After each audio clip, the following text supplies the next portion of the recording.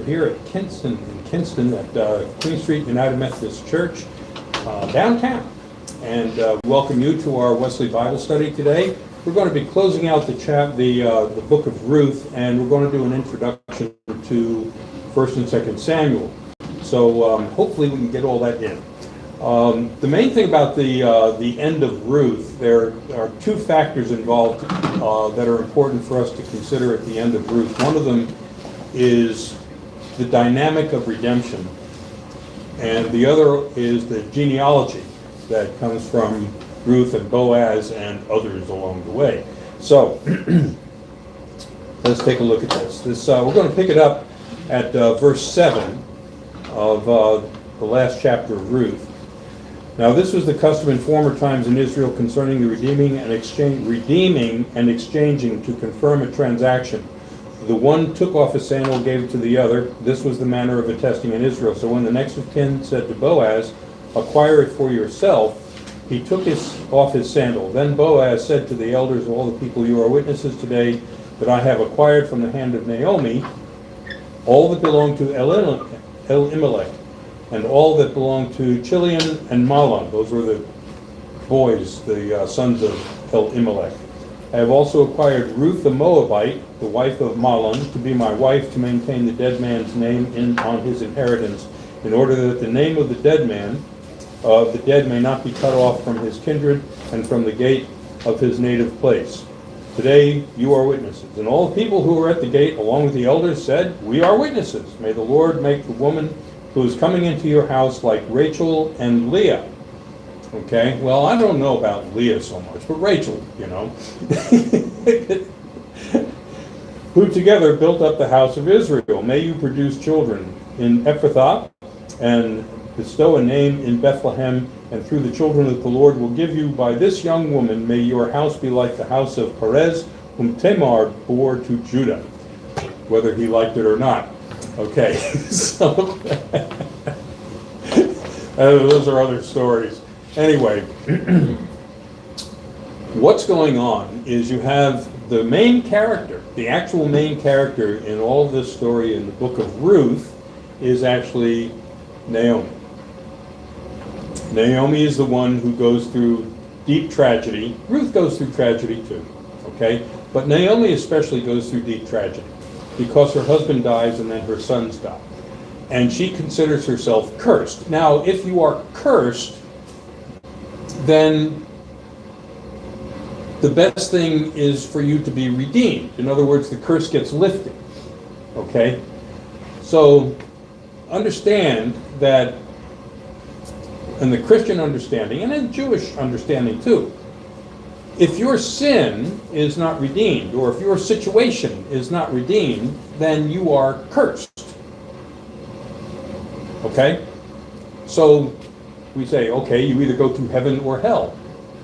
So what better curse is there than hell? So that's the kind of situation, although they didn't believe in heaven and hell back then, they just believed that there was a very kind of shadowy existence after death. But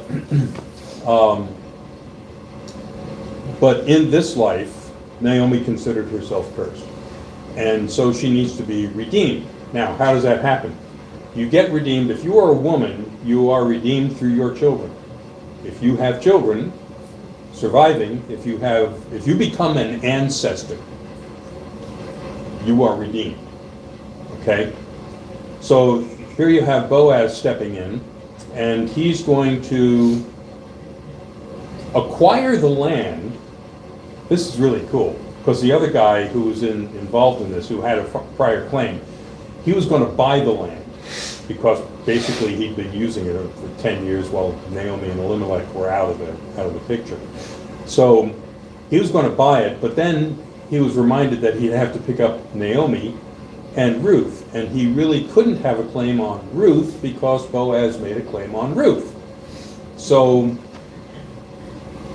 if Ruth and Boaz have a son, then that son becomes the inheritor of the property that Elimelech would have bought. And Elimelech says that's not a good investment. So he says, "Okay, Boaz, if you're interested, go ahead. You take the land." So through his assumption of responsibility for both Naomi and Ruth, he acquires the land for free. Okay? But he has to support Naomi for the rest of her life, and he marries Ruth. All right? So here's what happens as a result of that. Now understand that the first son born to Boaz and Ruth is not Boaz's son. It is Elimelech's son. Or Mahlon, Ruth's husband, Mahlon. But that's the lineage from Elimelech. In other words, the lineage retains. Okay? And if the lineage of Naomi and Elimelech retains, then Naomi is redeemed. Okay, so he was Ruth's husband, and that died. Yeah. Naomi's son that died. Yeah, Naomi's son died, right. So this would be the son of Mahlon, okay, which means that the lineage of Elimelech is maintained,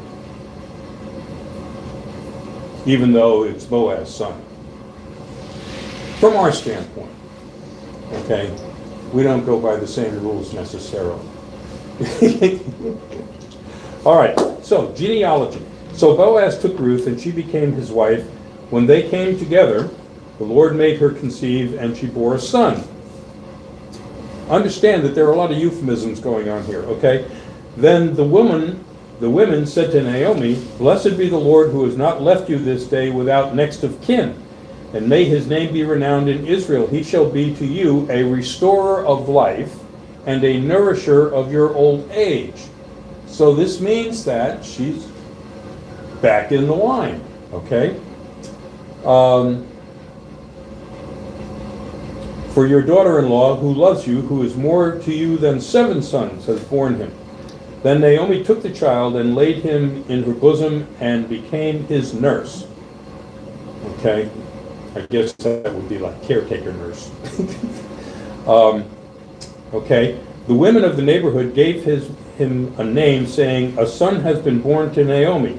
They named him Obed, because he became the father of Jesse, the father of David. All right? So this is David's grandfather. Just to let you know. And if he's put in the line of David, then he is technically also in the lineage of Jesus. So if you want to track down the lineage of Jesus, go to early Matthew, and you'll see a whole catalog of the very dull chapter of lineage that Matthew tries to lay out as best he can. All right? Now these are the descendants of Perez. Perez became the father of Hezron, Hezron of Ram, Ram of Aminadab, Aminadab of Nahshon, Nahshon of Salmon, Salmon of Boaz, Boaz of Obed, Obed of Jesse, and Jesse of David. Now this is really interesting because they list him as the son of Boaz in this lineage, not the son of Mahlon, which he technically, under their rules, would be. Okay? But anyway, I just want you to know how this is kind of wrapped up. Now, over and over and over again, both in the Old Testament and also in the New Testament, you see that there is a man involved in an act of redemption for a woman. In other words, there is a man who does not have to give a woman legitimacy, but does anyway. And that's the story of Joseph and Mary. Okay? So this concept of somebody who does not have to provides legitimacy for someone who you could say ostensibly does not deserve it. Okay? This is the story of our redemption as well, because when Christ died on the cross, he gave us legitimacy that is not deserved. So it's the same kind of mechanism. That is the same kind of mechanism. Like, for instance, a Jew might claim some legitimacy, but a Gentile, to be included in that, in Christ's umbrella is just amazing. It's amazing. And we all found and are finding redemption. We are going on to perfection. Okay?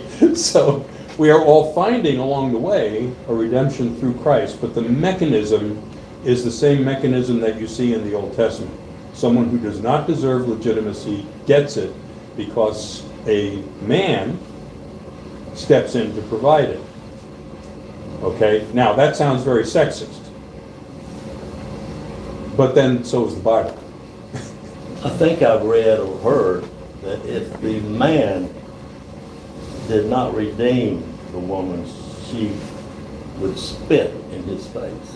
No, if the man was obligated, if the man was obligated to redeem her, like And for then- instance, the brother of a dead husband, and he did not marry the widow, she could spit in his face and I'd do something with her sandal, but she could ruin this guy's reputation for the rest of his life.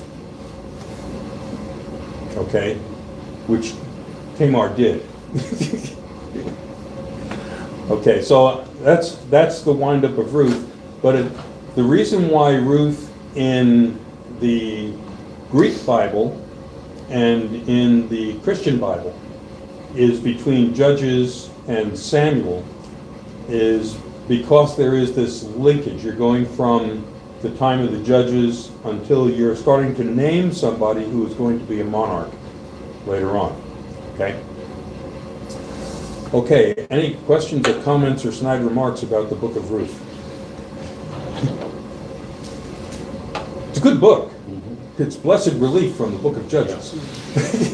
Okay, but now we get into Samuel. All right. Samuel, in its original form, did not have a first and second. Samuel was one scroll. Okay? And it was not divided.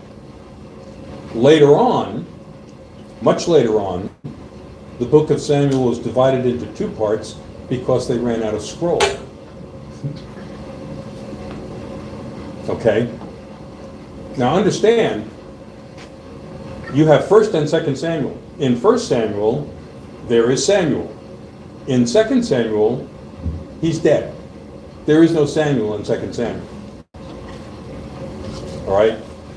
So, the reason we kept the name was because the division was more or less arbitrary. And typically, when you go from one thing to another, like for instance, from Deuteronomy to Joshua, you come to the end of one person and the beginning of another. So you might have some bleed over, like Joshua is back there in Deuteronomy, but the book of Joshua is without Moses because Moses is dead. Okay? So when one person dies and you pick it up to another person, that's the most logical place to divide a book. And that's what they did. Okay? Now, the problem with that we run into a little bit, not a big problem, but it's cool. I think it's really cool. Is that Samuel comes from a lot of different sources.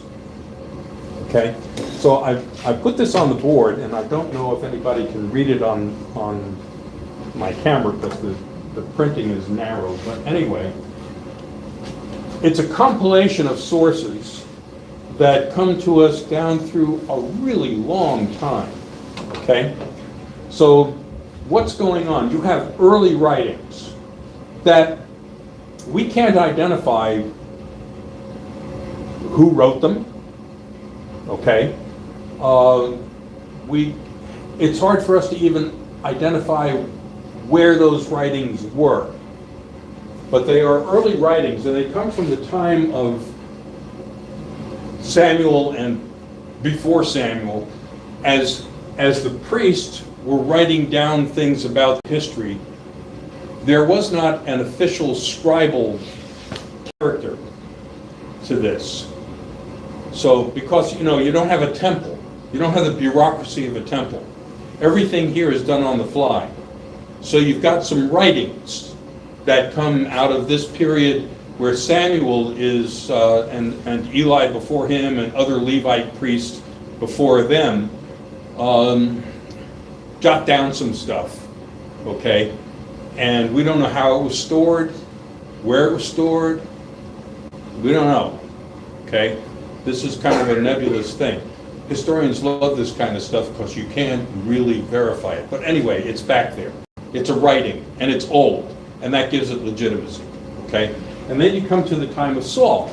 Well, Saul doesn't have a palace, really. He's got a place where the king resides, okay? I guess you would call it a palace, but it'd be a palace like this room, okay? It's just not a big deal palace. And he's all tied up with fighting Philistines and arguing with Samuel.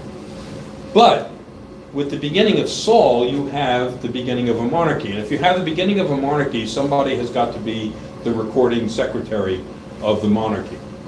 I mean, what's the point of having a monarchy if you don't have somebody to write it all down, right?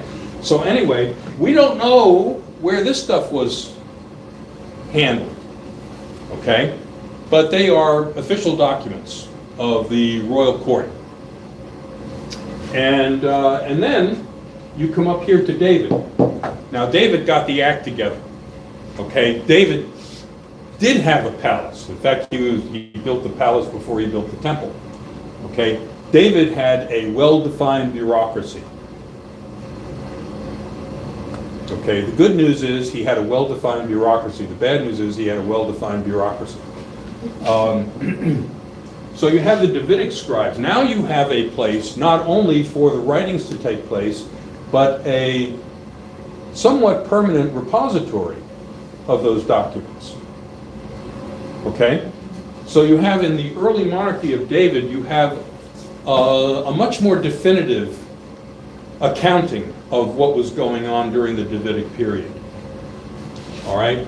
Then you have a whole bunch of kings. You have Solomon, and Solomon really had a library.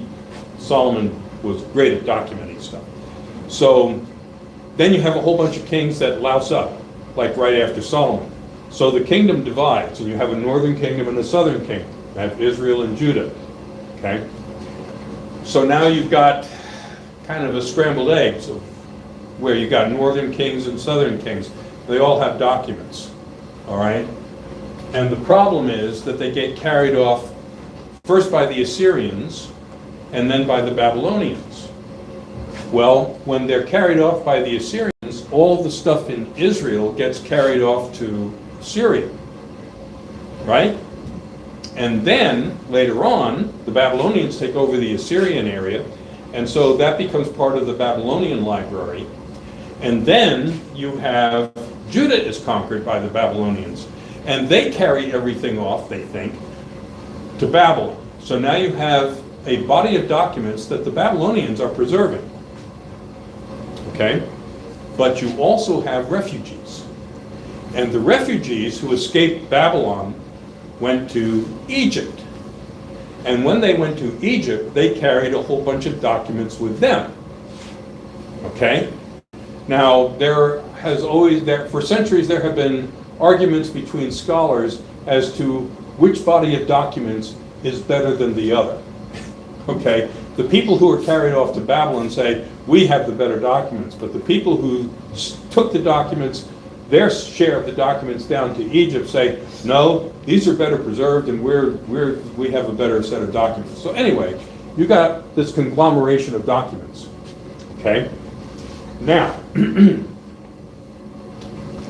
the documents in Egypt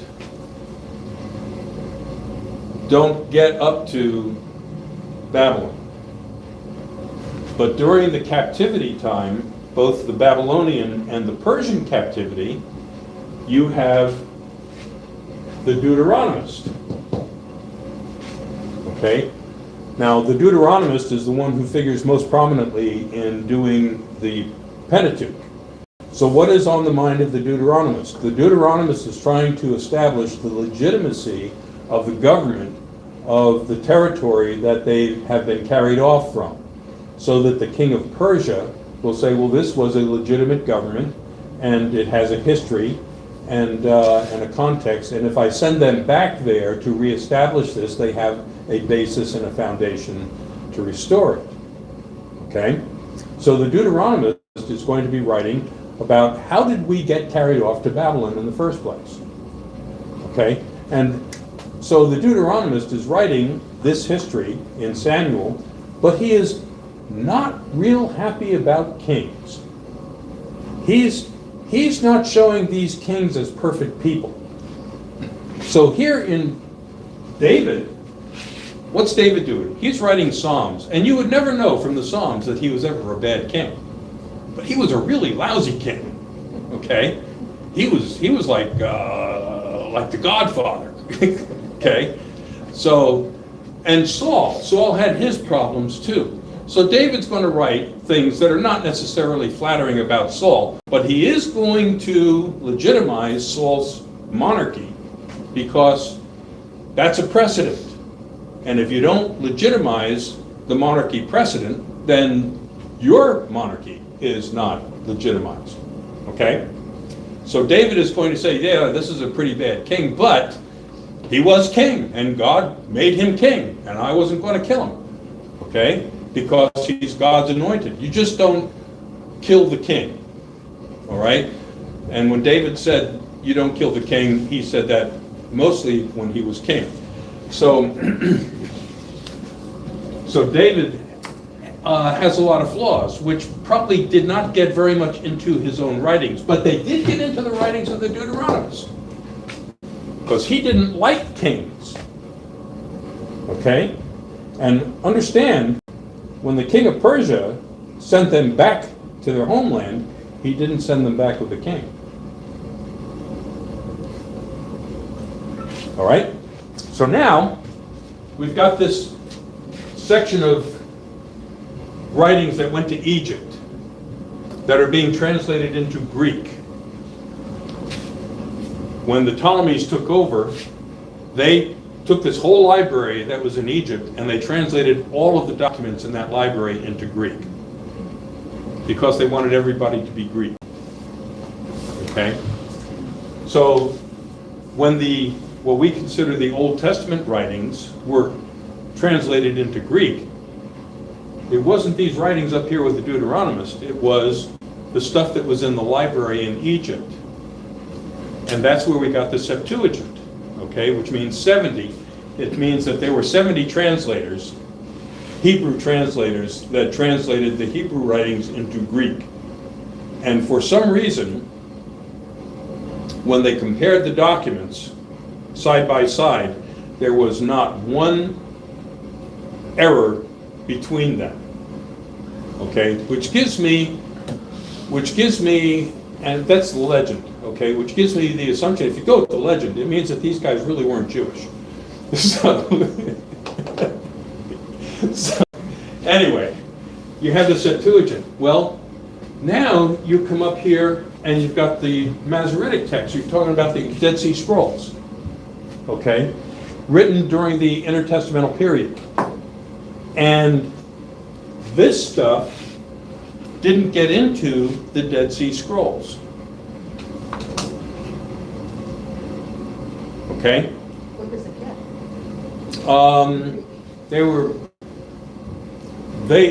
I don't know where they were kept, but it was a body of writing that was out there that did not get into Samuel. Okay? So the section that has to do with all the infidelities and family issues that David ran into was in that section. Okay? So then you come up here and we're trying to put the Jews and Christians are all trying to put together the Bible as best they can. Okay? And I think it was, I may be wrong about this, but I think it was around the 15th century that this stuff finally got into Samuel. That's 15th AD. So we're talking a long time. Okay? And that got into the Jewish Bible. And it was included in the Christian Bible because we use the Septuagint to develop our Bible. So before that section really got into the Jewish Bible, it got into the Christian Bible. That makes sense? Hopefully? All right. Now understand that in each one of these iterations of Samuel, someone has an agenda. In the Samuel agenda, the people want a king, but they shouldn't have a king. They can have God and Samuel. Samuel doesn't want to give his authority. He does not want to share his authority. Okay? And he considers it a great sin of the people to want to have a king. All right? So he's resisting it. And this is a big deal. This is a really big deal. Samuel's resistance to the monarchy is epic. And we're going to see that figure very, very prominently as we go in. Okay? Saul, it's really hard to tell what Saul put together. We know that probably David had access to it, but that doesn't mean that it remained pristine. Okay? Certainly it didn't remain pristine, because David has got to be a better king than Saul was. Okay? I would love to know what Saul really thought about David. I mean, they try to say that, how hostile he was to David and everything. He had good reason, too. Then you got David, who, of course, is legitimizing his monarchy. And then you got the split and all that.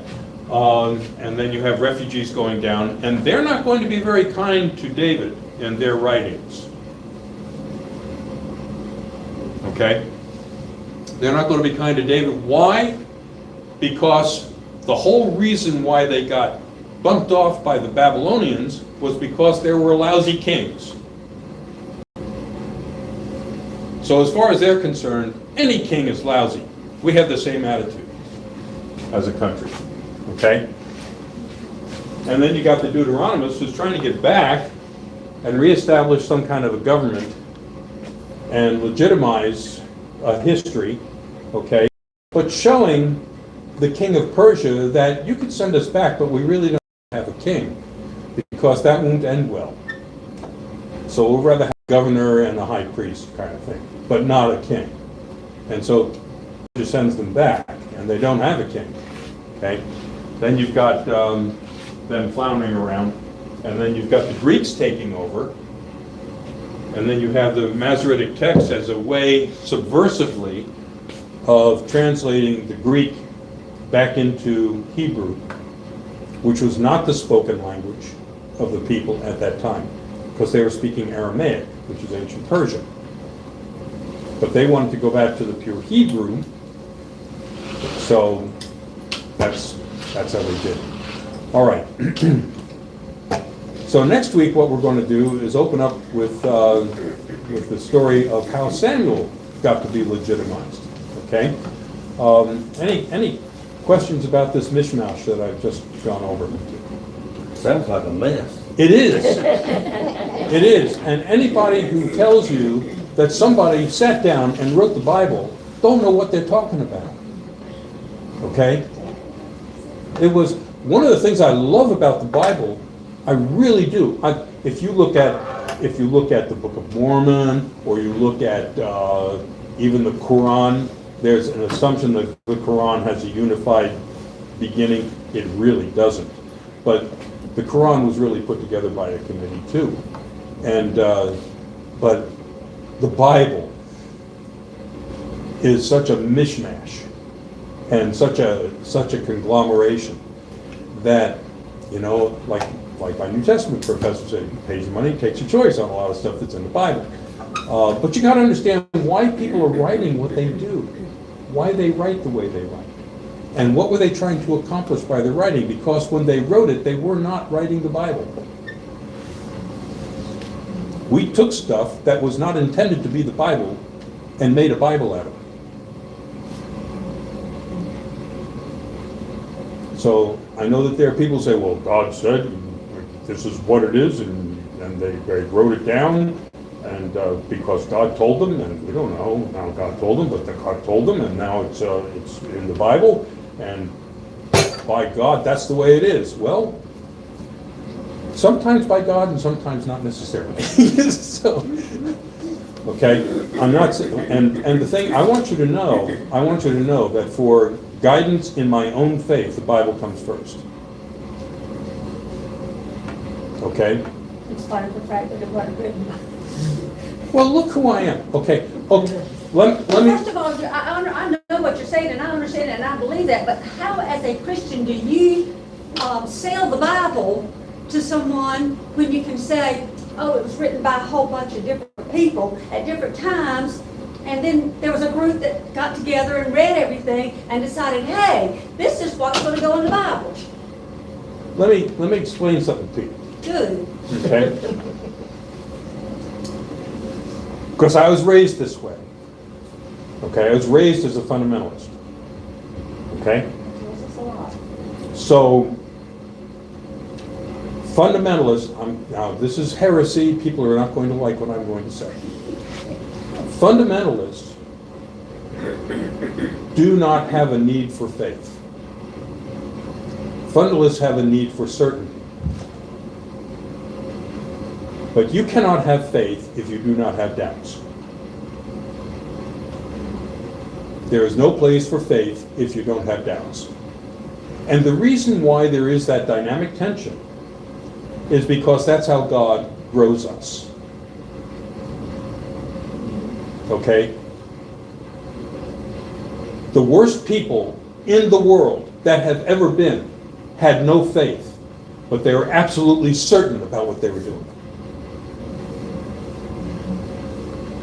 Am I right? You look at Lenin, you look at Mao, you look at Hitler. Okay, these people didn't have any doubts at all. They had no faith. They had assurance. And we sing about blessed assurance. Okay, but you can't have faith if you don't have doubts. And one of the things that I love about the Bible is that it raises a lot of doubts. It is not entirely consistent. So I've got to work through it. Okay? People who say, this is it, verbatim, word for word, don't want to work through it. Honestly, they don't. Okay? And they will make claims for the Bible that simply are not true. I guess that's why we have so many different commentaries on the Bible. That's exactly right. And the thing is, once you start getting into the commentaries, that will develop your faith. That will develop your faith. But if you don't want any commentaries, if you don't want any historical context, if you're just going to take things word for word and pick a verse here and compare it to a verse there in order to validate your train of thought, You can do that. you can do it. Yeah, you can do that. You can do it. And people have. And they've killed a lot of people along the way, just for the sake of that. Okay? But if you are looking for faith, you can't have faith without questions. You can't have faith without questions. Okay? Remember all the things that happened with Mary before Jesus was born? The shepherds showed up, and the last thing that was said is, and Mary kept all these things and pondered them in her heart. Okay? She was like, what in the world is going on? And you would think after the angel comes along, you would say, well, I don't need to worry about it. But you do, okay? Otherwise, you don't have to bug out to Egypt, and. So, anyway, have fun. See you next week. We'll start with Samuel, a very bloody and disastrous book. I want to stand up and I want to be her sisters.